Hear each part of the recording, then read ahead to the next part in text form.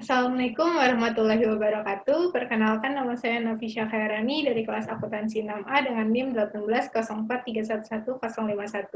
Pada kesempatan kali ini, saya akan mempresentasikan laporan tugas akhir saya yang berjudul Audit atas akun kredit pada PT Bank Pembangunan Daerah XX oleh KAP Kanaka Puradarja Soehartono. Latar belakang saya dalam mengambil judul ini dikarenakan nominal akun kredit bersih pada laporan posisi keuangan bank sebesar 1,6 miliar dari total aset lancar sebesar 2,8 miliar, sehingga menghasilkan perbandingan 55,5%, dan dapat dikatakan bahwa akun kredit ini nilainya bersifat material, sehingga auditor juga mencurigai adanya salah saji yang nilainya material. Berikutnya ada konsep audit dan kredit. Auditing sendiri menurut Harry adalah sebagai suatu proses yang sistematis untuk memperoleh dan mengevaluasi secara objektif bukti yang berhubungan dengan asersi tentang tindakan-tindakan dan kejadian ekonomi dalam rangka menentukan tingkat kepatuhan antara asersi dengan kriteria yang telah ditetapkan, serta mengomunikasikan hasilnya kepada pihak-pihak yang berkepentingan.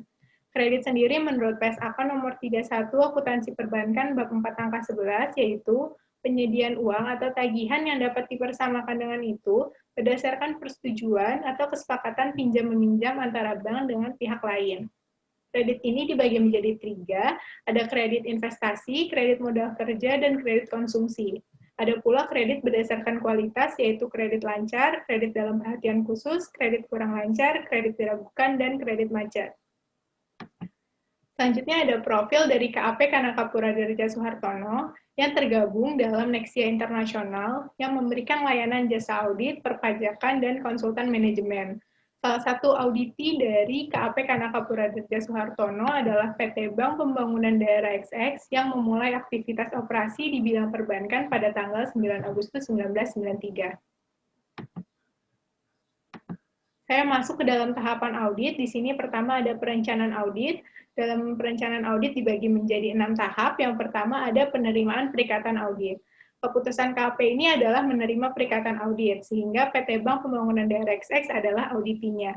Karena KAP ini menilai bahwa integritas manajemen audit ini baik, dan auditor KAP sendiri memiliki kompetensi audit di bidang perbankan.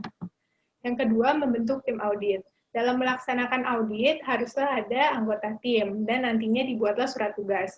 Dan juga, anggota tim yang ada di surat tugas tersebut harus menandatangani surat independensi. Yang ketiga, memahami entitas dan lingkungan entitas. KAP wajib memahami usaha apa yang dijalankan oleh auditinya. Dalam hal ini, PT Bank Pembangunan Daerah XX merupakan perusahaan yang bergerak di bidang perbankan, dan salah satu transaksi yang sering terjadi adalah pemberian kredit. Tapi juga harus memahami lingkungan entitas, dan ini dapat dilihat dari struktur organisasinya. PT Bank Pembangunan Daerah XX memiliki struktur organisasi yang baik dan jelas. Yang keempat, memahami pengendalian internal yang relevan. KAP mendapatkan informasi dari pihak auditinya ini mengenai pengendalian internal yang relevan melalui tanya jawab, dan didapatkan hasil prosedur pemberian kreditnya, SDM-nya, dokumen, serta pencatatan. Kalau prosedur pemberian kredit ini seperti calon debitur harus menyerahkan dokumen-dokumen, lalu dinilai dulu kelayakan kreditnya. Kalau SDM ini adanya pemisahan tugas dan wewenang yang jelas. Selanjutnya menentukan tingkat materialitas dan penentuan sampel. KAP Kanaka Puradarja Soehartono dalam menentukan tingkat materialitas didasarkan oleh tabel di atas, yang jika klien yang diawasi secara ketat dan klien ini tahun pertama, maka persentasenya 5% dari laba bersih sebelum pajak. Jika klien ini dengan kondisi keuangan yang stabil, maka persentasenya 5% sampai 10% dari laba bersih sebelum pajak. Jika klien dengan kondisi keuangan yang tidak stabil, maka 0,25% sampai 0,5% dari total pendapatan. Jika klien ini mengalami kerugian secara terus-menerus sehingga modalnya minus, persentasenya 0,5% sampai 1% dari total aset. Dan jika klien dalam likuidasi, maka 1% sampai 5% dari total aset bersih. Sehingga dasar yang digunakan KAP untuk menghitung materialitas pada PT Bank Pembangunan Daerah XX adalah 5% dari total pendapatan. Dikarenakan PT Bank Pembangunan Daerah XX merupakan klien yang diawasi secara ketat oleh OJK, dan dalam 3 tahun berturut-turut, klien ini mengalami kerugian, tetapi modalnya tidak sampai minus. Berikut adalah perhitungan materialitas. Total pendapatan 1 miliar, Sehingga materialitinya 5% dari 1 miliar didapatkan 50 juta. Artinya adalah materialitas pada tingkat laporan keuangan. Jika ditemukan salah saji di atas 50 juta, maka mempengaruhi opini dan wajib untuk dibuat penyesuaiannya. Yang kedua ada tolerable amount atau biasa kita mengenalnya dengan performance materiality. Di sini ada 50% dari 50 juta yaitu 25 juta.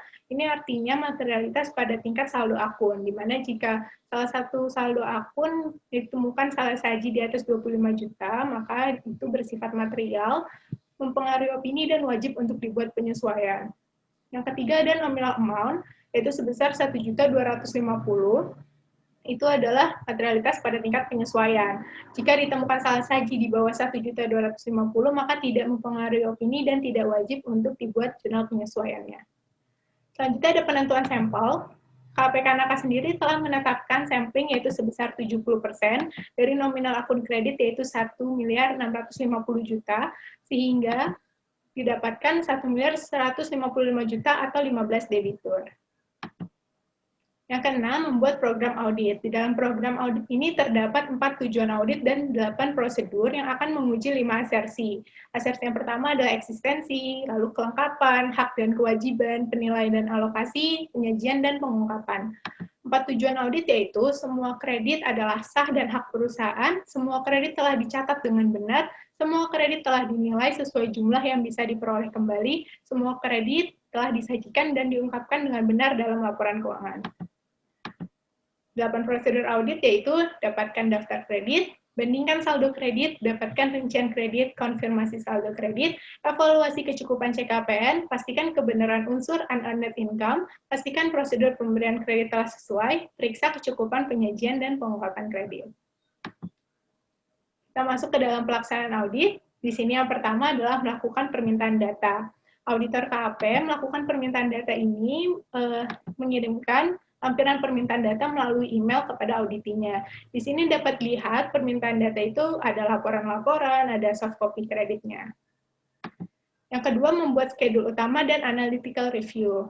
Komponen dalam schedule utama itu ada in-house atau unaudited tahun 2020, ada PAJ-CAJ yaitu penyesuaian atas temuan audit, ada audited tahun 2020, ada audited tahun 2019, dan ada analytical. Analytical ini berfungsi untuk kita melihat nih apakah nominal akun kredit ini mengalami penaikan atau penurunan. Ternyata saldo akun kredit ini menurun sekitar 9,6% karena disebabkan oleh calon debitur yang ingin meminjam dana tahun 2020 itu lebih sedikit daripada 2019. Dan ini berdampak pada proses audit dikarenakan sampel yang di tahun 2020 tandanya lebih sedikit daripada di 2019. Yang ketiga ada melakukan compliance test. Compliance test ini bertujuan untuk menguji kepatuhan. Dan di sini kita lihat, kita ujinya dari dokumen-dokumen yang ada. Dan hasilnya di sini checklist semua, atau berarti tandanya dokumen ini telah lengkap dan dapat disimpulkan bahwa auditi ini patuh terhadap peraturan yang berlaku. Yang keempat ada membuat surat konfirmasi. Surat konfirmasi ini untuk 15 debitur sampling yang telah kita tetapkan di perencanaan audit. Berikut adalah contoh dari surat konfirmasi. Jadi, auditor mengirim surat konfirmasi ini kepada auditi untuk nantinya diberikan nomor surat, dan lalu auditi ini langsung mengirim kepada debiturnya. Setelah surat ini dikirim, auditor menyiapkan confirmation control yang bertujuan untuk mencatat jawaban dari debitur ini, dan dilihat apakah ada perbedaan pencatatan nominal akun kredit. Dan hasilnya, dari 15 debitur sampling, 7 debitur telah menjawab dan tidak ada perbedaan selisih nominal. Yang kelima, melakukan tes schedule pembayaran. Langkah awal dalam melakukan tes ini adalah membaca dan memahami isi dari surat perjanjian kredit, seperti nama nasabahnya, pokok pinjamannya, jangka waktunya, bunganya, serta angsuran setiap bulan. Langkah kedua, auditor harus menyocokkan jadwal angsuran debitur dengan rekening koran masing-masing debitur. Tabel di samping ini merupakan jadwal angsuran dan auditor mewarnainya warna merah dari bulan Januari 2020 sampai Desember 2020, yang artinya debitur ini telah membayar sesuai jadwal angsuran. Langkah terakhir yaitu auditor harus menyocokkan saldo kredit akhir yang telah diperhitungkan oleh auditor dengan saldo akhir yang dicatat oleh auditi. Jika terdapat perbedaan, maka auditor harus menanyakan kepada auditinya apakah ada kesalahan pencatatan, ataukah ada pembayaran tetapi belum dicatat, atau kesalahan lainnya. Dan hasilnya adalah nominal yang dicatat oleh auditi dan yang diperhitungkan auditor tidak ada perbedaan, sehingga ini sudah benar pencatatannya. Langkah yang keenam adalah melakukan Individual Collective Credit Review atau ICCR. Alasan dilakukannya ICCR karena penetapan kualitas kredit ini didasari oleh 3 aspek yang ditulis dalam pasal 4 POJK nomor 14 garing POJK.03/2018. 3 aspek ini yaitu prospek usaha, kondisi keuangan, dan kemampuan berbayar. Kalau prospek usaha, auditor harus menganalisis usaha debitur ini di masa sekarang dan di masa depan. Kalau kondisi keuangan, auditor bisa menganalisis dari labanya, dari rasionya, seperti itu. Kalau kemampuan berbayar, auditor telah melakukan pada tahap yang sebelumnya tuh, yang pada tes schedule pembayaran. Yang ketujuh ada melakukan uji kecukupan penyajian dan pengungkapan. Auditor dalam hal ini mewawancarai auditi dan didapatkan informasi bahwa auditi ini bekerja sama dengan perusahaan penjaminan kredit untuk menurunkan kredit yang sudah kualitas 5 atau kredit macet. Dan auditor berpendapat bahwa hal ini tidak pengaruh pada pemberian opini, tetapi hal ini wajib disampaikan dalam laporan audit untuk pengguna laporan keuangan auditi. Tahap yang ke-8 yaitu menentukan nilai cadangan kerugian penurunan nilai atau CKPN. Seperti yang kita tahu, kredit harus disajikan dalam jumlah yang bersih, dan CKPN ini adalah sebagai pengurang dari akun kredit.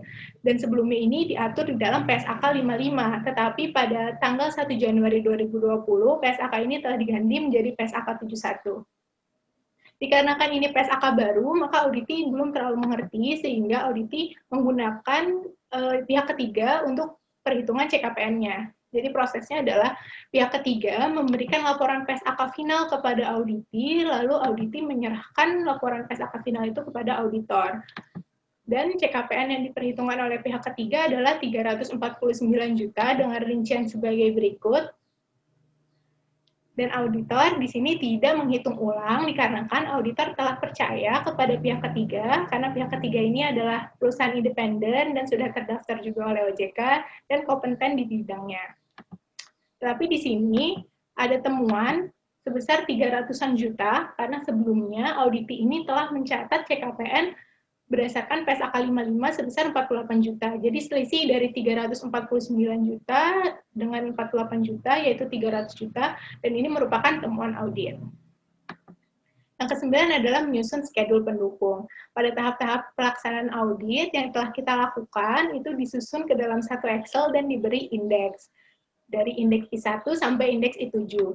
Indeks I1 ada lead schedule akun kredit, indeks I2 ada from compliance test, indeks I3 ada confirmation control, indeks I4 ada text schedule pembayaran, indeks I5 ada ICCR, indeks I6 adalah nilai CKPN, dan indeks I7 adalah penyajian akun kredit.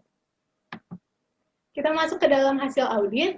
Berdasarkan tadi temuan yang tadi yang sebesar 300 juta, maka kita harus catat jurnal penyesuaiannya, yaitu dengan saldo laba ditahan debit pada CKPN kredit sebesar 300 juta. Temuan ini beserta saran-saran auditor beritahukan kepada manajemen dalam manajemen letter, dan manajemen letter ini memuat kondisi kredit sebelum diaudit, temuan auditnya, dampak atas temuan tersebut, rekomendasi dari KAP, serta tanggapan manajemen. Laporan audit sebelum dilaporkan harus dibuat draftnya terlebih dahulu, dan draft ini harus direview oleh direktur yang bertanggung jawab dan harus dikirimkan juga ke auditinya untuk dimintai tanggapan atau catatan yang perlu dikoreksi. Jika hasilnya telah sesuai, jika tidak ada yang dikoreksi lagi, auditi ini memberikan paraf di setiap halaman draft dan mengirimkan kembali draft tersebut kepada pihak KAP, dan KAP menamainya dengan draft approval. Audit ini juga harus mengirimkan representation letter yang berisi pengakuan manajemen bank. Lalu setelah itu KAP mempersiapkan laporan auditor independen beserta opini yang telah ditandatangani oleh signing partner. Kita masuk ke dalam opini audit akun kredit. Opini yang diberikan yaitu opini wajar tanpa pengecualian dengan paragraf tambahan.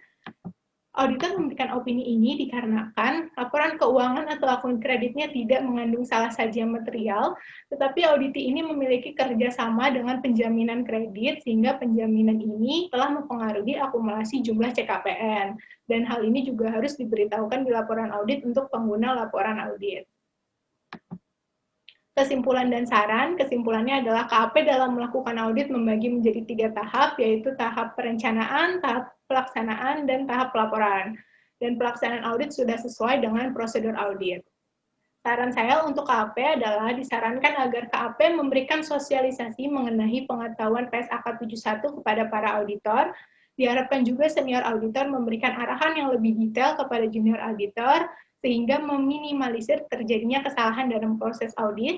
Yang ketiga, disarankan agar KAP memberikan pelatihan dan pemahaman kepada auditor untuk memahami pembuktian asersi. Sekian dari presentasi laporan tugas akhir saya. Kurang lebihnya mohon maaf. Wassalamualaikum warahmatullahi wabarakatuh.